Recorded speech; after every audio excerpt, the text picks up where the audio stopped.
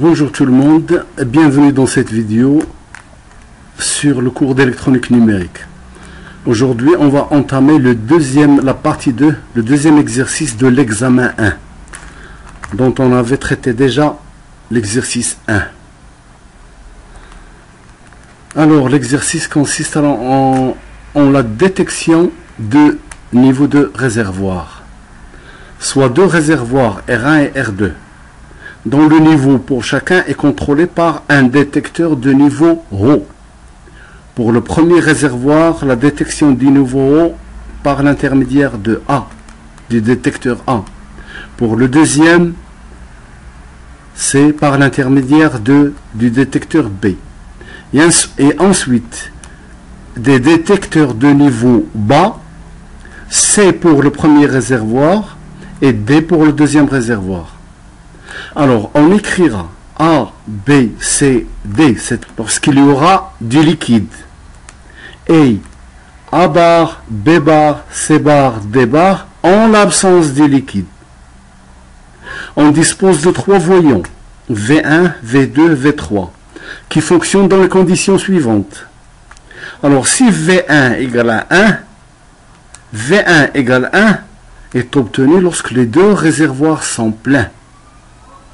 V2 égale 1 si les deux réservoirs sont vides. Et puis V3 dans tous les autres cas. Réservoir à moitié plein, ou un est plein, l'autre est vide, etc., etc. Un certain nombre de combinaisons sont technologiquement impossibles. Les sorties V1, V2, V3 prendront dans ces cas là une valeur indifférente. Alors, première question, déterminer la table de vérité de ce système, déterminer les équations logiques simplifiées et réaliser le logigramme des trois fonctions en utilisant des portes NAND à deux entrées. Alors voilà, maintenant on va commencer par le schéma pour mieux comprendre la structure. Pour le réservoir R1, la détection du niveau ρ est faite par le détecteur A. Pour le réservoir R2, c'est le détecteur B. Et puis pour les niveaux bas, pour le premier réservoir, c'est C, et pour le deuxième réservoir, c'est D. Maintenant, on va essayer d'établir la table de vérité. Alors, donc ici, j'ai, pour mieux illustrer le fonctionnement, j'ai considéré ce premier cas dans lequel j'ai les deux réservoirs sont pleins. Donc ça veut dire que le voyant V1, c'est lui qui va être allumé. Le deuxième cas, quand c'est vide, c'est le V2 qui est égal à 1. Et les autres cas, plein, vide, à moitié vide, à moitié plein, etc., etc. Dans ce cas-là, V3 est égal à 1. Alors maintenant, commençons par la table de vérité. Alors, nous avons la première combinaison 0, 0, 0, 0. C'est ce qui correspond à ce qu'on avait dit par avant, A bar, B bar, C bar, D bar. Ça veut dire qu'il y a absence du liquide. Donc, ça veut dire que les réservoirs sont vides. Dans ce cas-là, V2, voilà, vide, vide, V2 égale à 1. Et bien sûr, c'est 0, 0. Deuxième combinaison. Ça veut dire, c'est qu'est-ce qu'on a D et les autres sont nuls. Ça veut dire D égale à 1. Voilà, le D est égal à 1. Ça veut dire que celui-là, il est vide et le niveau dans le deuxième réservoir, le niveau d'eau est au niveau de D. Donc, ça veut dire, dans ce cas-là, c'est V3. Voilà, V3. C'est-à-dire, ça fait partie de ces combinaisons-là. Ensuite, on a le C qui est égal à 1. Le C est égal à 1. Ça veut dire que celui-là, il est vide. Et celui-là, le niveau d'eau bas est détecté par C. Donc, ça fait partie des autres combinaisons. Ça veut dire V3 est égal à 1. Ensuite, on a C, D. C égale à 1. C égale à 1 et D égale à 1. Ça veut dire que c'est à moitié vide, ça veut dire que le niveau d'eau est détecté par C et par D. Bien sûr, il n'est pas détecté par A et B. Donc ça fait partie de ces combinaisons-là. Donc ça fait V3. Maintenant, la cinquième combinaison, ça fait B égale 1 et le reste 0. Voilà, j'insiste, le reste 0. B égale à 1. Là, le niveau B est détecté. Le reste 0, ça veut dire A et C sont nuls. Ça veut dire c'est vide. Et là, le B est égal à 1, mais le D est égal à 0. Si le niveau haut est détecté, théoriquement, le niveau bas doit être détecté. Et comme on a ici le niveau, le B, il est détecté et le D non détecté, donc ce n'est pas possible, donc c'est un état indéfini. Maintenant, on passe à la combinaison suivante, B égale à 1 et D égale à 1. B égale à 1 et D égale à 1. Ici, c'est 0, 0. Ça veut dire celui-là, il est plein et celui-là, il est vide. Donc, ça veut dire c'est V3. Voilà, c'est V3. Maintenant, c'est BC. B égale à 1, C égale à 1. B égale à 1, C égale à 1. C égale à 1, ça veut dire le niveau bas est détecté, voilà, mais pas le niveau haut, donc il n'est pas plein. Et là, c'est le B qui est égal à 1. Ça veut dire quoi?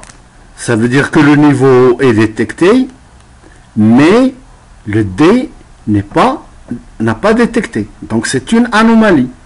Donc c'est une impossibilité. Si le niveau d'eau est détecté par le détecteur du haut, automatiquement il doit être détecté par le niveau bas. Donc cette configuration nous donne un état indéfini.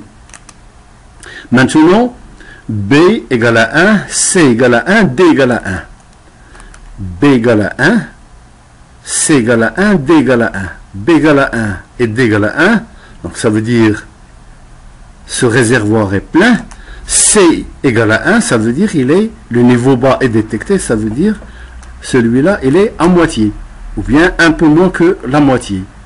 Donc il correspond quoi? Il correspond aux autres combinaisons qui donnent à V3 la valeur 1, c'est-à-dire G V3 égale à 1. Maintenant, A égale à 1 et le reste 0. A égale à 1 et le reste 0. Ça veut dire B égale 0 et D égale 0, ça veut dire celui-là il est vide. A égale à 1 et C égale à 0. C'est pas possible. Si A, le niveau haut est détecté, le niveau bas doit être détecté. Donc ça veut dire c'est une impossibilité. Voilà, donc on a un état indéfini. Ensuite, on a A égale à 1 et D égale à 1. A égale à 1 et D égale à 1. Donc A égale à 1 et C n'est pas égal à 1, donc c'est une impossibilité. Et D égale à 1, bon, ben c'est D égale à 1. Donc ça veut dire du moment où ici j'ai une impossibilité, donc ça veut dire c'est un état indéfini. Voilà. Maintenant j'ai A égale 1 et C égale 1. A égale à 1 et C égale 1, ça veut dire que le réservoir est plein et celui-là il est vide. Donc ça fait partie des autres combinaisons, ça veut dire V3 égale à 1. Voilà. Maintenant j'ai A égale à 1, C égale à 1, D égale à 1. A égale à 1, C égale à 1 et D égale à 1. Donc ça veut dire que celui-là il est plein et celui-là il est à moitié ou un peu moins plein. Donc ça fait partie des combinaisons V3 égale 0. Ça veut dire on est là. On est là. Alors maintenant, A égale 1, B égale 1. A égale 1, B égale 1. A égale 1, B égale 1. Si A égale 1, C doit être égal à 1. Et en plus, si B égale 1, D doit être égal à 1. Donc c'est un état indéfini. Maintenant, A égale 1, B égale 1, D égale 1. A égale 1, B égale 1, D égale 1. Ça veut dire celui-là, il est plein, pas de problème. Mais ici, A égale à 1 et C n'est pas égal à 1. Donc, c'est pas possible. Ça veut dire c'est un état indéfini. Voilà. Il est là. Maintenant, j'ai A égale à 1, B égale à 1, C égale à 1. A égale à 1, B égale à 1 et C égale à 1. Ça veut dire celui-là, il est plein. Et comme B est égal à 1, D doit être égal à 1, ce qui n'est pas le cas. Donc, c'est un état indéfini. Il est là. Et enfin, les quatre variables sont, les quatre détecteurs sont activés. A égale 1, B égale 1, C égale 1, D égale 1. Ça veut dire les deux réservoirs sont pleins. Si les deux réservoirs sont pleins, ça veut dire c'est le voyant V1 qui est égal à 1. Donc c'est le voyant V1 qui est égal à A1. Alors maintenant, on n'a qu'à transposer ces résultats dans les tables de Carnot. Et bien pour le V1, le V2, le V3, voilà ce qu'on obtient. Donc pour le V1, ça fait, voilà, ça fait ce gros poumon-là. Donc ça fait A, B. Voilà. Pour V2, ça fait ce gros poumon-là. On ne peut pas faire mieux. Donc ça fait C bar, D bar. Alors tandis que pour celui-là, nous avons plusieurs groupements. Donc j'ai ce 1 là avec ce 1. Donc on a, voilà le groupement maximal qu'on peut faire. Donc c'est A, B bar. Voilà. Pour ce deuxième là, le vert. Voilà. Donc c'est A bar D. Voilà. Donc c'est A bar D. Et pour là le violet, donc ça fait A bar C. A bar C. Voilà. Alors maintenant, on nous demande de faire la réalisation en n'utilisant que des portes NAND à deux entrées. Alors comment présenter le problème pour pouvoir faciliter la mise en place des logigrammes? Eh bien, GV1 est égal à B. Donc si je barre deux fois, donc AB est égal à B bar bar, ça ne change rien. Je vais prendre ce premier bar, donc ça va me faire AB bar, le tout bar. Et comme je peux, avec une porte NAND à deux entrées, je vais entrer par A et je vais entrer par B. À la sortie, je vais avoir AB bar et je n'ai qu'à rajouter une dernière porte NAND pour inverser, pour avoir bar bar, ce qui est équivalent à AB. La même chose pour V2. Donc j'ai C bar, D bar. Donc une première porte NAND pour réaliser C bar, une deuxième pour réaliser D bar, et puis voilà, je complémente deux fois, voilà, pour obtenir C bar, D bar, bar, et on ajoute une dernière porte NAND pour faire complémenter la deuxième fois, sachant que les deux complémentations ne changent rien au résultat initial. Le même principe est appliqué pour V3. Voilà, je dois réaliser AB bar ou A bar D ou A bar C. Mais je vais complémenter deux fois. Voilà. Et donc, ça fait V3 est égal à A. Cette expression bar bar. Je vais utiliser ce premier bar là. Et je vais appliquer dessus le théorème de Morgan. La négation d'une somme est égale au produit des négations.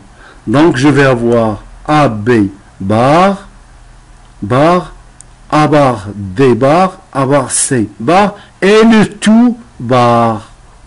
Voilà, il manque une barre là. Voilà, qu'on va retrouver là. Donc, ça nous donne quoi? V1 égale AB bar bar, voilà. V2 égale à C bar, D bar, bar, bar. Et puis, le dernier résultat, c'est AB bar, bar, produit A bar, bar, produit A bar, C bar.